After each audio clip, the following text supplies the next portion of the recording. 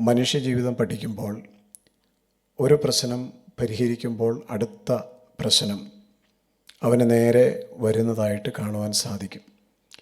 പ്രത്യേകിച്ച് ക്രിസ്തുയേശുവിൽ ഭക്തിയോടെ ജീവിക്കുവാൻ ആഗ്രഹിക്കുന്നവർക്ക് എല്ലാ വിധത്തിലുള്ള ഉപദ്രവങ്ങളും ഉണ്ടാകുന്നു.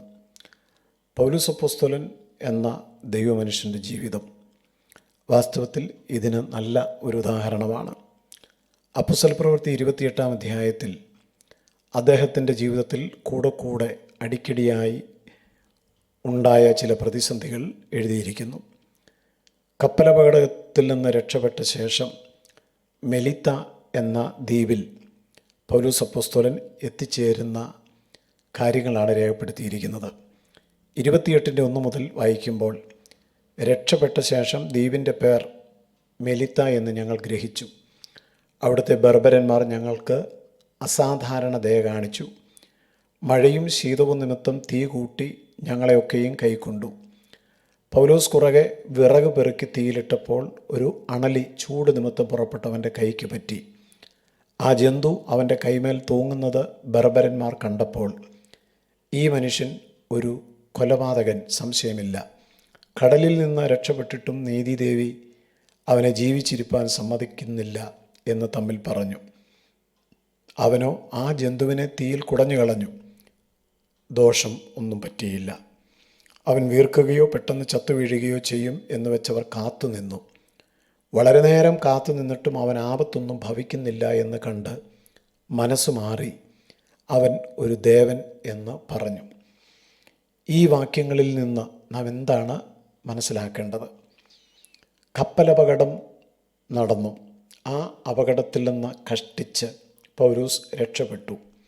അദ്ദേഹം നീന്തിക്കയറിയ ദ്വീപിലെ ആളുകൾ അസാധാരണമായ ദയ പൗലോസിനോട് കാണിച്ചു.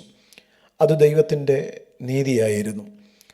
എവിടെയൊക്കെ നാം തകരുന്നുവോ, എവിടെയൊക്കെ നമുക്ക് ക്ഷീണം സംഭവിക്കുന്നുവോ, അവിടെയൊക്കെ ദൈവം ചിലപ്പോൾ നമ്മെ കരുതേണ്ടതിന്, നമ്മുടെ ആവശ്യങ്ങൾ നിറവേറ്റി തരേണ്ടതിന് ആളും സഹായവും ഒരുക്കും എന്നുള്ളതിന് സംശയമില്ല. വേദനയിൽ നിന്ന് ചിലപ്പോൾ ആശ്വാസത്തിൻ്റെ അനുഭവത്തിലേക്ക് ദൈവം നമ്മെ കൊണ്ടുപോകാം. എന്നാൽ ഈ അസാധാരണമായ ദയ അവിടെയുള്ള ആളുകൾ പൗലോസിനോട് കാണിച്ചു. അവർ തീ കൂട്ടിക്കൊടുത്തു. എന്നാൽ അടുത്ത പ്രതിസന്ധി പൗലോസിൻ്റെ ജീവിതത്തിലുണ്ടാവുകയാണ്. ഒരു അണലി പൗലോസിൻ്റെ കൈക്ക് പറ്റുകയും ആ കൈമേൽ അണലി കടിച്ചു തൂങ്ങുകയും ചെയ്യുന്നത് ബർബരന്മാർ കാണുകയാണ്. ഒരു അപകടം കഴിഞ്ഞതേയുള്ളൂ. അടുത്തത് പാമ്പ് കടിക്കുന്നു പൗലോസിനെ. അപ്പോൾ ആളുകൾക്ക് ഈ മനുഷ്യനെക്കുറിച്ച് തെറ്റായ ചില ധാരണകളുണ്ടായി. ഇയാൾക്ക് എന്തെങ്കിലും കുഴപ്പം ഉണ്ടായിരിക്കാം. ഇയാൾക്ക് ഇങ്ങനെ ഒന്ന് മാറുമ്പോൾ മറ്റൊന്ന്, ഒരസുഖം മാറുമ്പോൾ വേറൊരസുഖം, ഒരു പ്രതിസന്ധി അവസാനിക്കുമ്പോൾ അടുത്ത പ്രതിസന്ധി, ഒന്ന് തള്ളിവിടുമ്പോൾ അടുത്തത് ചങ്കിന് നേരെ. അതായത് പ്രശ്നങ്ങൾ ഒഴിഞ്ഞിട്ടുള്ള ഒരു സമയം ഇല്ല. അങ്ങനെയുള്ള വ്യക്തികൾ കടന്നു പോകുമ്പോൾ അവരെ മറ്റുള്ളവർ, എന്തിനാണ് വിശ്വാസികൾ പോലും തെറ്റിദ്ധരിക്കപ്പെടും. ഇയാളുടെ ജീവിതത്തിൽ എന്തെങ്കിലും പ്രശ്നമുണ്ട്, കുഴപ്പങ്ങളുണ്ട്, അല്ലെങ്കിൽ മറ്റാർക്കുമില്ലാത്ത വേദനകളും പ്രതിസന്ധികളും ഇയാൾക്ക് എന്തുകൊണ്ട് വരുന്നു? ഇയാൾ നീതിമാനായിരുന്നെങ്കിൽ, ഇയാൾ ദൈവത്തെ ശരിയാവണ്ണം സേവിക്കുന്ന മനുഷ്യനായിരുന്നെങ്കിൽ ഇങ്ങനെയൊന്നും സംഭവിക്കുകയില്ലായിരുന്നു. ഇതുതന്നെയാണ് വാസ്തവത്തിൽ ആ മനുഷ്യർ പൗലോസിനെ നോക്കി പറഞ്ഞത്. ഇവൻ ഒരു കൊലപാതകനാണ്, ഒരു സംശയവുമില്ല. അതുകൊണ്ടാണല്ലോ കടലിൽ നിന്നും രക്ഷപ്പെട്ടിട്ടും അവൻ ജീവിച്ചിരിക്കുവാൻ ഇപ്പോൾ സമ്മതിക്കാതിരിക്കുന്നത്. അവനോ, പൗലോസ് ആ ജന്തുവിനെ കുടഞ്ഞു കളഞ്ഞു. വളരെ ഈസിയായിട്ട് അതിനെ തീയിൽ കുടഞ്ഞു കളഞ്ഞു. ഒരു ദോഷവും പൗലോസിന് പറ്റിയില്ല. ഇതാണ് നാം മനസ്സിലാക്കേണ്ടത്. നീതിമാൻ്റെ അനർത്ഥങ്ങൾ അസംഖ്യമാണ്, പക്ഷേ എല്ലാറ്റിൽ നിന്നും ദൈവം അവനെ വിടുവിക്കും. ഒരു ദോഷവും അവന് പറ്റുകയില്ല. നാം നിൽക്കുന്നത് ക്രിസ്തുവാകുന്ന പാറമേൽ ആകുന്നുവെങ്കിൽ നമുക്ക് കഷ്ടമില്ല എന്ന് കർത്താവ് പറയുന്നില്ല. എന്നാൽ കഷ്ടം വന്നാൽ അവൻ നമ്മുടെ കൂടെ ഉണ്ടാവും. ദൈവം നമ്മുടെ സങ്കേതമാണ്, നമ്മുടെ ബലമാണ്, കഷ്ടങ്ങളിൽ ഏറ്റവും അടുത്ത തുണയാണ്.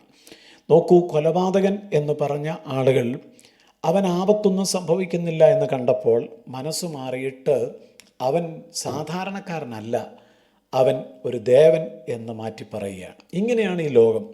ഇന്നലെ നമ്മളെ നിന്ദിച്ചവർ നാളെ നമ്മെ അഭിനന്ദിക്കും.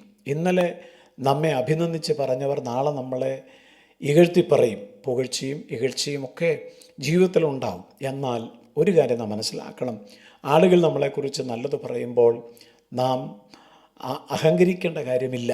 ആളുകൾ നമ്മെക്കുറിച്ച് മോശമായ കാര്യങ്ങൾ പറയുമ്പോൾ നാം നിരാശപ്പെടേണ്ട കാര്യവുമില്ല.